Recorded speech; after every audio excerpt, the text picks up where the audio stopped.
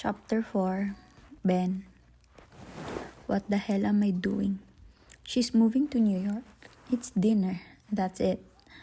But seriously, what the hell am I doing? I shouldn't be doing this. I pull on a pair of jeans and walk to my closet to find a clean shirt. Right when I get the shirt over my head, the door swings open. Hey. Kyle says, leaning against the doorframe. Nice of you to come home for a change. Jesus, not now. Wanna have dinner with me and Jordan tonight? Can't, I have a date. I walk to my dresser and grab my cologne. I can't believe Fallon willingly got as close to me as she did with the way I smell today. It's a little embarrassing. Oh yeah? With who? I slide my wallet off the dresser and grab my jacket. My girlfriend. Kyle laughs as I slip past him and begin walking down the hallway. Girlfriend? He knows I don't do girlfriends, so he follows after me to drain me for more info. You know, if I tell Jordan you're on a date with your girlfriend, she'll question me until my head explodes. You better give me something to work with.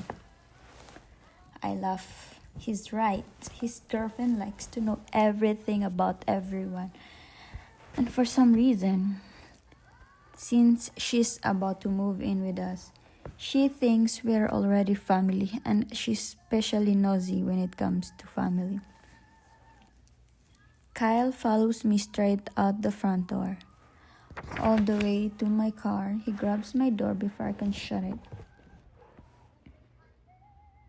I know where you were last night. I stopped trying to shut the door and fall against the seat. Here we go again. Your girlfriend has a big mouth, you know that? He leans against the door, staring down at me with his arms folded across his chest. She's worried about you, Ben. We all are. I'm fine. You'll see, I'll be fine. Kyle stares at me silently for a few moments, wanting to believe me this time. But I've promised him I'll be fine so many times. It falls on deaf ears now. I get it.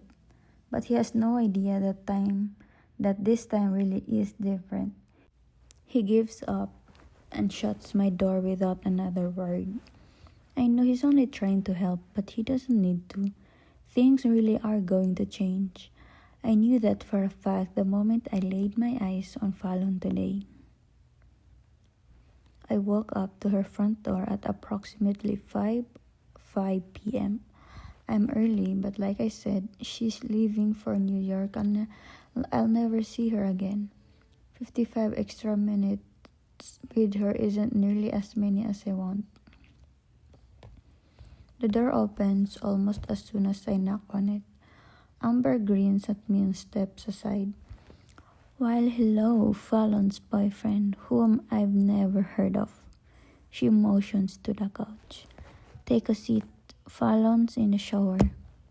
I glance at the couch and then at the hallway that leads to Fallon's bedroom. You think she needs my help in the shower? Amber laughs, but then just as quick, her face falls flat and serious. No, sit. Glenn is seated on the couch opposite the one I'm being forced to sit on. I give him a nod and he raises an eyebrow in warning. I guess this is the moment Fallon warned me about. Amber crosses the living room and takes a seat next to Glenn. Fallon tells me you're a writer? I nod. Ben the writer, that would be me. Right before she fires her second question, Fallon suddenly appears in the opening to the hallway. Hey, I heard you out there. There are no signs of her actually having just taken a shower. I turn back to Amber and she shrugs. Can't blame me for trying. I stand up and walk around the hallway, pointing at Amber but looking at Fallon. Your roommate is sneaky. That she is, Fallon says. And you're here an hour early. 55 minutes. Same thing. Is not. She turns around and walks back through her bedroom door. I'm so tired of fighting with you, Ben. She heads toward a bathroom off the side of her bedroom. I just finished packing. Haven't even started getting ready yet. I resume my spot on her bed. No worries. I've already made myself comfortable. I reach over and pick up the book sitting on her nightstand. I'll just read until you're finished. She peeks her head around the doorway of the bathroom and eyes the book in my hand. Careful, that's a good one. It might change your mind about writing a romance novel. I scrunch up my nose and shake my head. She laughs and disappears back into the bathroom again. I open the first page of the book, expecting to skim over it. Before I know it, I'm on page 10. Page 17, page 20, 37. Jesus, this is like crack. Fallon, yeah? She says from the bathroom. Have you finished this book yet? Nope. Well, I need you to finish it before you move to New York so you can tell me if she finds out he's really her brother. She reappears in the doorway in a flash. What? She yells. He's her brother? I grin. Gotcha. She rolls her eyes and disappears into the bathroom again. I force myself to stop reading and toss the book aside. I look around Fallon's room and it already looks different from when I was in here an hour ago. She's removed all the pictures from her nightstand and I didn't even get a good look at them earlier. Her closet is almost empty, sans a few boxes on the floor. I did notice when I walked in that she still had on a dress, though I was hoping she wouldn't change her mind and pack it before I had the chance to intervene. I see movement out of the corner of my eye, so I glance at the bathroom. She's standing in the doorway. My eyes fall to the dress first. I have to give myself props for picking that one out. There's just enough showing at her neckline to keep me good and happy, but I'm not even positive I'll be able to look away from her face long enough to stare at her cleavage. I can't tell what's different about her because it doesn't even look like she's wearing makeup, but she somehow looks even more beautiful than before. I'm glad I pushed my luck and asked her to wear her hair up because she has it pulled up into some messy little knot on top of her head and I'm really digging it. I stand up and walk to where she's propped up in the doorway. I lift my hands to the door frame above her head and I smile down at her. Fucking beautiful, I whispered. She smiles and then ducks her head. I feel stupid. I barely know you, so I'm not about to argue with you over your level of intelligence, because you could very well be as dumb as a rock. But at least you're happy. But at least you're pretty. She laughs and focuses on my eyes for a bit, but then her focus falls to my mouth, and God, I want to kiss her. I want to kiss her so bad it hurts, and now I can't smile anymore because I'm in too much pain. What's wrong? I grimace and grip the door frame tighter. I want to kiss you really, really bad and I'm doing everything in my power not to do that yet. She pulls her neck back and her eyebrows draw together in confusion. Do you always look like you're about to puke when you feel like kissing a girl? I shake my head. Not until you. She huffs and pushes past me. That did not come out how I mean it. I didn't mean the thought of kissing you makes me sick. I meant I want to kiss you so bad it's making my stomach hurt. Kind of like blue balls, but in my stomach instead of my balls. She starts laughing and brings both of her hands up to her forehead. What am I gonna do with you, Ben the writer? You could kiss me and make me feel better. You could kiss me and make me feel better. She shakes her head and walks toward her bed. No way. She sits down on her bed and picks up the book I was just reading. I read a lot of romance, so I know when the timing is right. If we're going to kiss, it has to be book-worthy. After you kiss me, I want you to forget all about that Abita chick you keep talking about. I make my way to the other side of the bed, lie down next to where she's propped against the headboard. I roll onto my side and lift up on my elbow. Abita who? She grins at me. Exactly. From now on, when you meet a girl, you better be comparing them to me instead of her. Using you as a standard is completely unfair to the rest of the female population. She rolls her eyes, assuming I'm kidding again. But in all honesty, the thought of comparing anyone to Fallon is ridiculous. There's no comparison. And it sucks that I've only spent a few hours with her, and I already know that. I almost wish I'd never met her, because I don't do real girlfriends, and she's moving to New York, and we're only 18 and so many things. I stare up at the ceiling and wonder how this is going to work. How the hell am I supposed to just say goodbye to her tonight, knowing I'll never talk to her again? I lay my forearm across my eyes. I wish I wouldn't have walked into that restaurant today. People can't miss what they've never been introduced to. Are you still thinking about kissing me? I tilt my head back against the pillow and look up at her. I move beyond the kiss. Marry me. She laughs and scoots down on the bed so that she's facing me. Her expression is softly the trace of a smile. She reaches a hand out and presses her palm against my neck. My breath hitches. You shaved, she says, running her thumb over my jaw. I don't think a single part of me could possibly smile when she's touching me like this. Because there's absolutely nothing good about the fact that I'm not going to feel this way again after tonight. It's fucking cruel.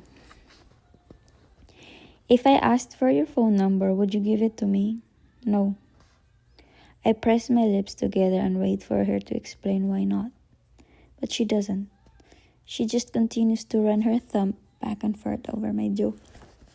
Email address? She shakes her head.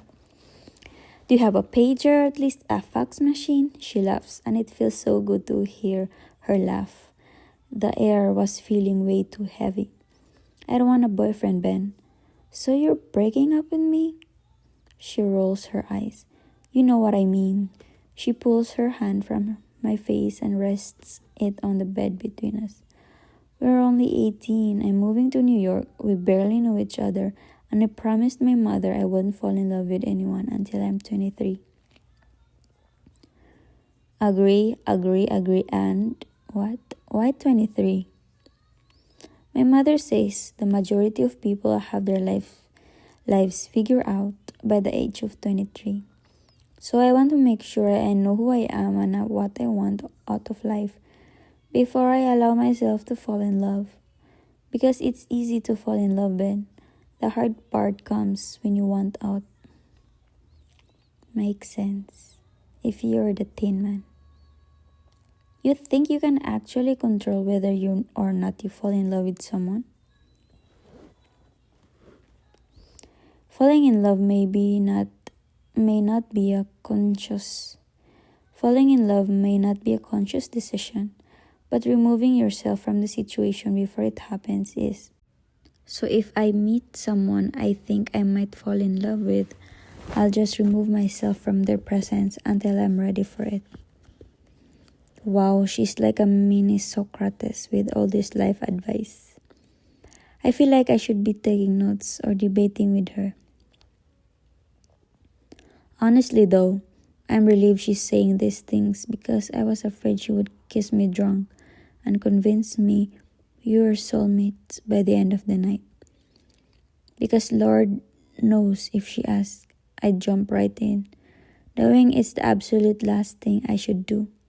Guys don't say no to a girl like her. No matter how unappealing relationships are to him, guys see boobs coupled with a great sense of humor and think they've found the holy fucking grail. But 5 years seems like an eternity. I'm pretty sure she won't even remember tonight after 5 years. Will you do me a favor? And then look me up when you're 23. She laughs. Benton James Kessler, you'll be too famous of a writer in 5 years to remember little old me. Or maybe you'll be too famous an actress to remember me. She doesn't respond to that. In fact, if anything, my comments made her sad.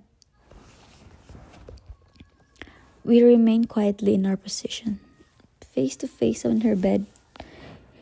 Even with the scars and the obvious sadness in her eyes, she's still one of the most beautiful girls I've ever seen.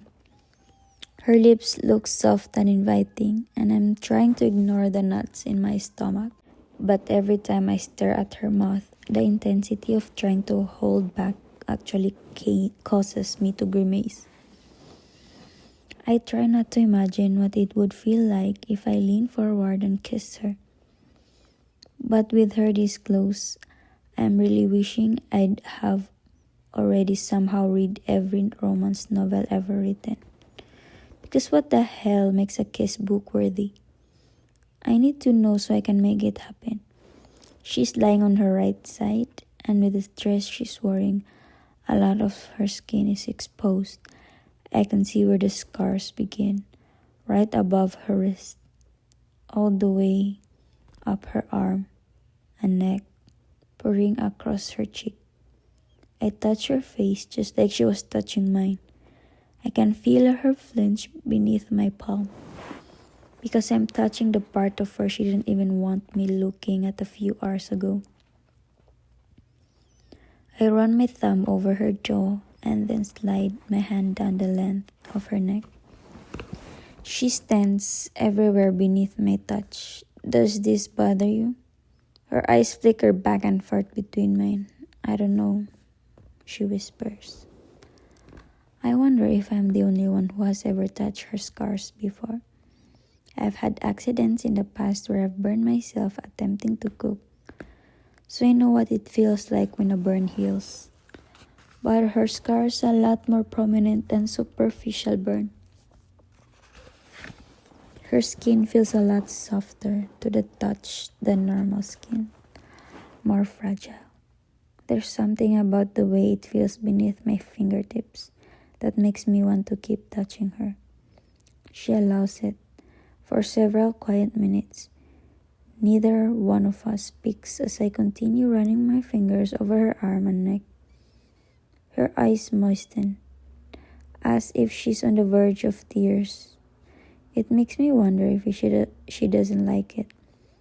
I can understand why this might make her uncomfortable, but for some twisted reason, I feel more comfortable with her right now than I have all day.